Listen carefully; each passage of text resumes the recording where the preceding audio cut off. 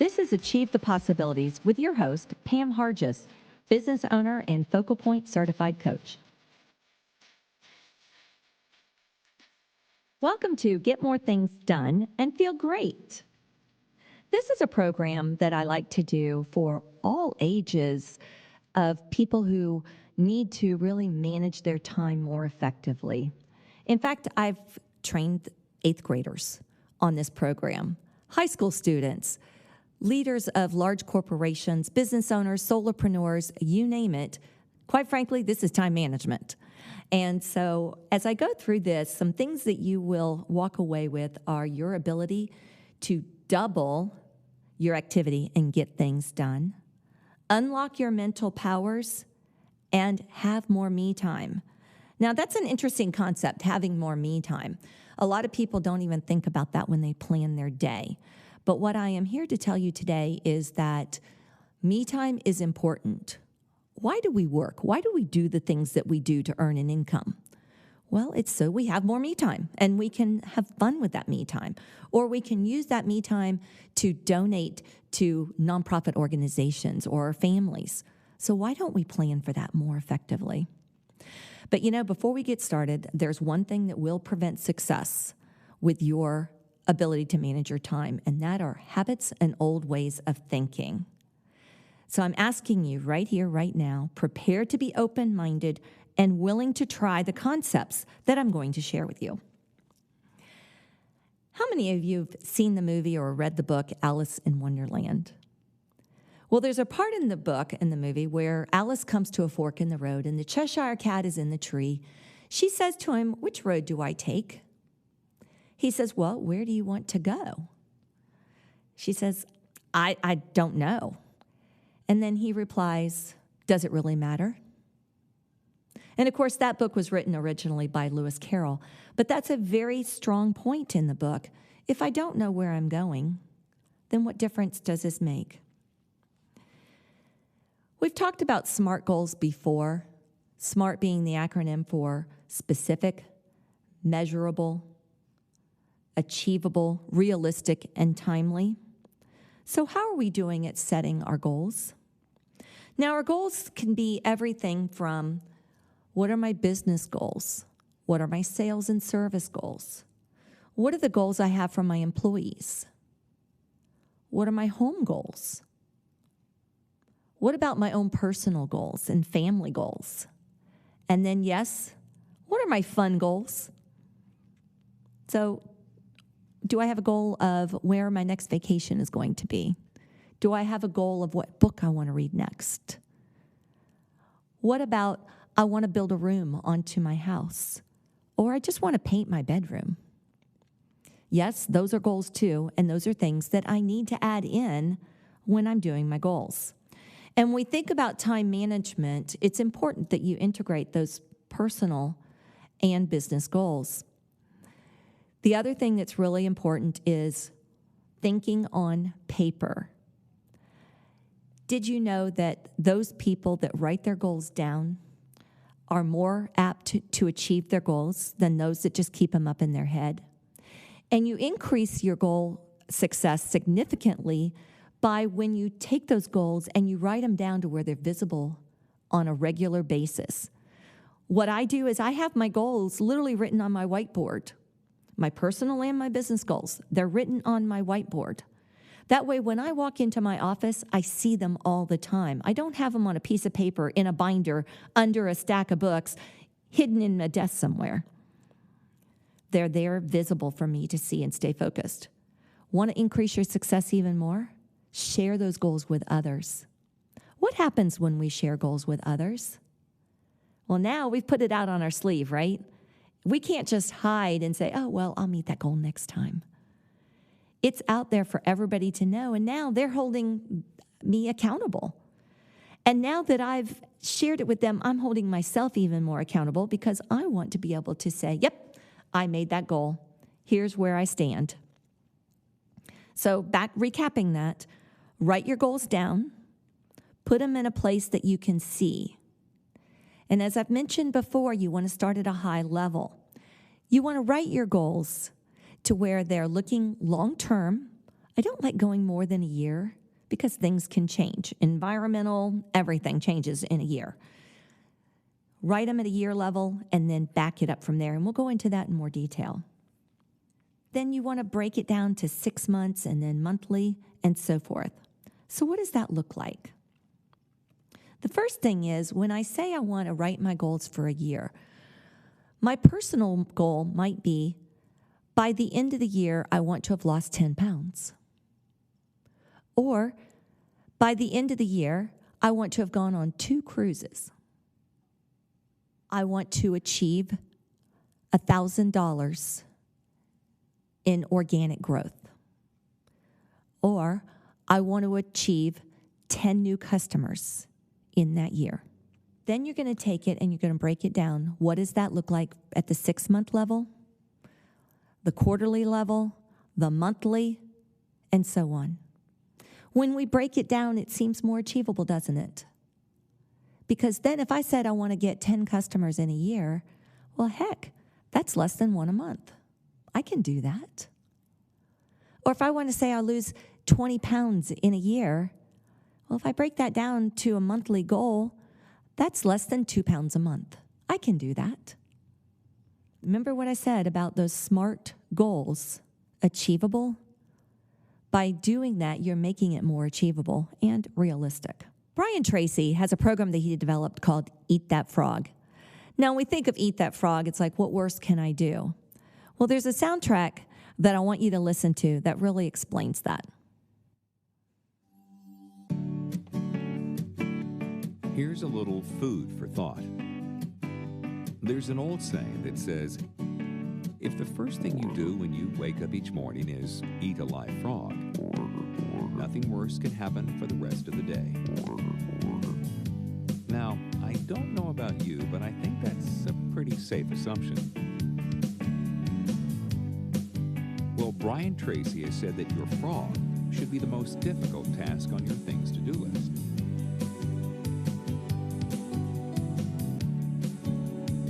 The one you're most likely to procrastinate on.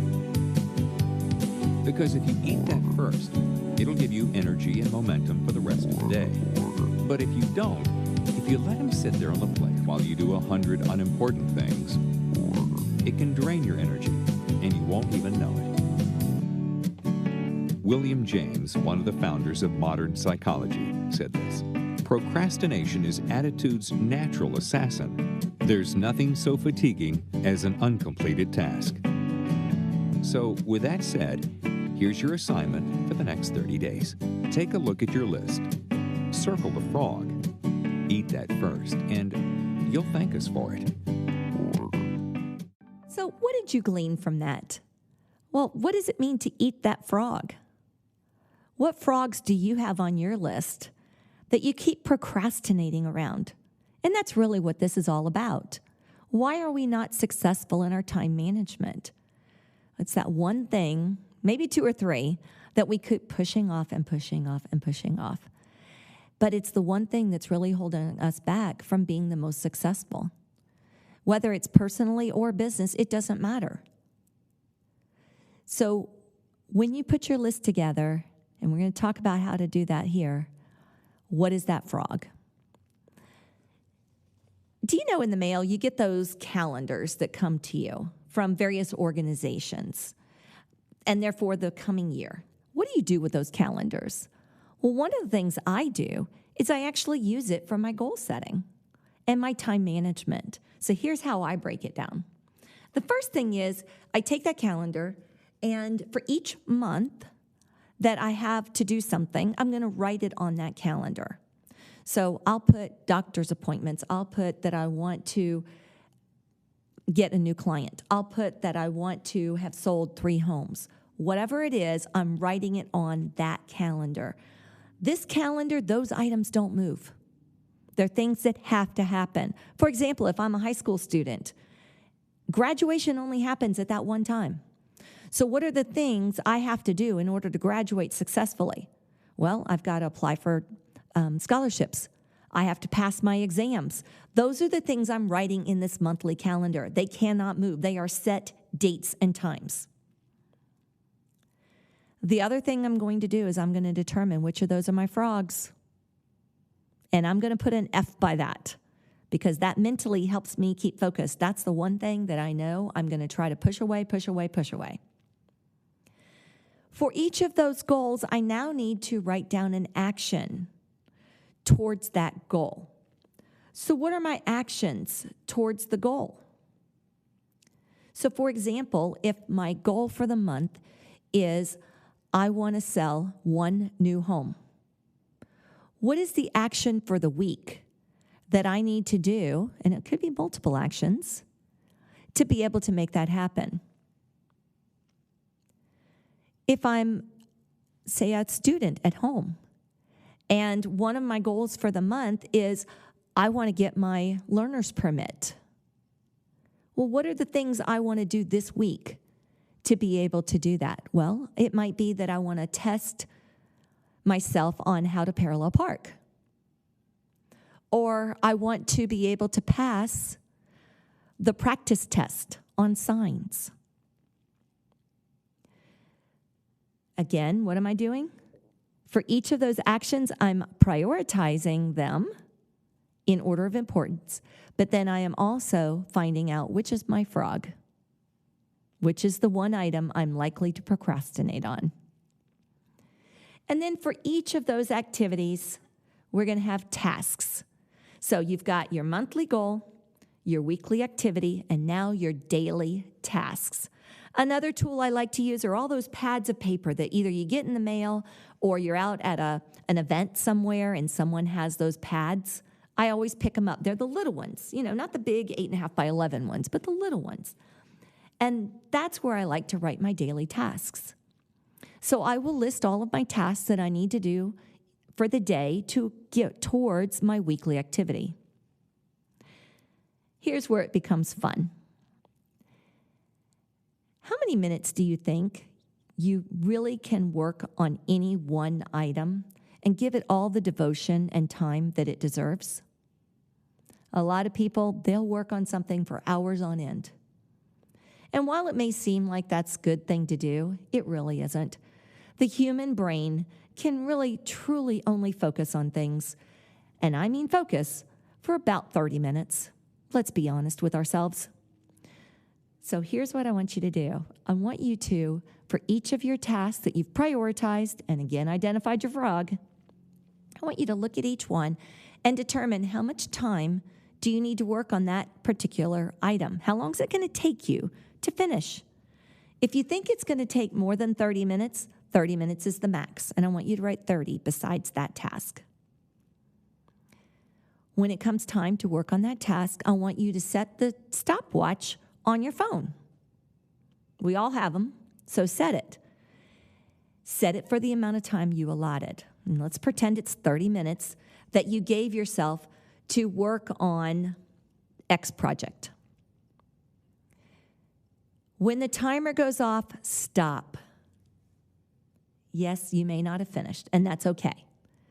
The next thing I want you to do is go and work on the next item in your list. Now, you may be saying, Pam, you're out of your mind. There's no way. I've got to keep working because I'm going to lose track of where I'm at. Trust me on this, you won't. You'll go on to work with something different, and then you can come back to this one. And let's say now you say, well, I only really need about another 15 minutes to get this item done. Set your timer and get working on it. You're going to come back with a renewed sense, and believe it or not, you may even be able to better solve your problems and think through what you were working on when you come back to it. Now, don't forget, in your monthly goals, your weekly activities, and your daily tasks, you've built in me time. And this is really important for all of us, whether we're a high school student, an executive, or we own our own business. It's important that you factor in me time or break time. Is that you've picked up embroidery? All right, schedule that into your activities for the week and the day. And give yourself 15, 20 minutes to pick up your embroidery and start embroidering. What we don't realize is when we write down our goals, our activities, and our tasks, It doesn't matter what we're working on. Our subconscious is always working on those things. How many of you have had it where you wake up in the middle of the night and you have the answer to the problem you've been just beating your head over for the last couple of days? Yep, it's happened to me many times. That's because your subconscious is thinking through all these things. By doing these particular activities in the way I'm referencing, you're going to start training your brain that while you're taking me time, your brain is still working on the other activities that you need to get done and the tasks that you need to get done. But this is the one thing we don't give ourselves, is that brain break. Oh, by the way, one thing I didn't mention is email. One of the biggest time wasters, and I know I've got a number of people out there that are going to say, whoa, time out. That's not a time waster. That's how I build my business. That's what's important to me. I have to know what's going on. Well, emails are not an immediate communication tool. The phone is the immediate communication tool.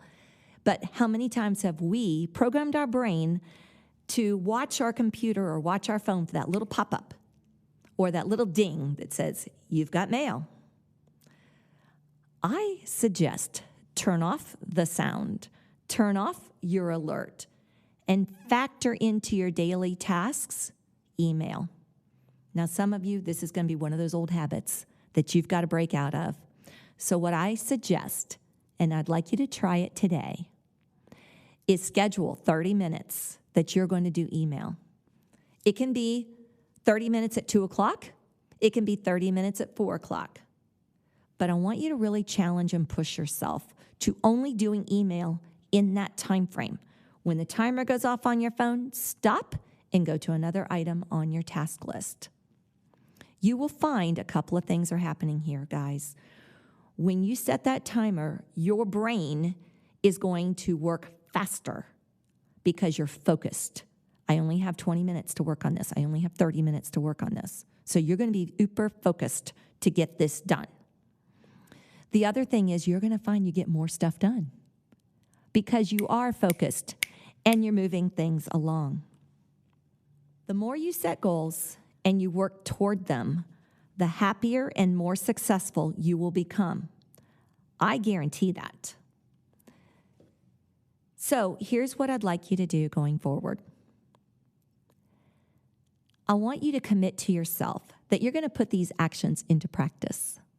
Now, it takes about 30 days to get something to go from an old habit to breaking it to getting it to being a habit that you are consistently doing every single day. When you get the chance, I want you to really reflect back in about 5 days and then 10 days and see where are you? How are you doing at managing your time? Are you finding you have more me time? In 20 days, I want you to reflect again. And I want you to see how are you coming across to others? Do you feel like you're not as stressed? Do you feel like you're like, yeah, let's go do this or let's do that? Or, hey, I can take on this extra work now. Hey, I can grow my business because I have more time. I've really focused on what is my frog and gotten those really important things that I've procrastinated on out of the way. So, I don't know if you've ever heard this saying, you can never climb the ladder of success with both hands in your pockets. Take your hands out of your pockets. Let yourself give this a try. And let's be successful at eating that frog and getting more time back for yourself. Thank you for listening. If you'd like to learn more how you can achieve the possibilities, please visit my website at pamhargis.focalpointcoaching.com. or feel free to call me at 386-847-8028.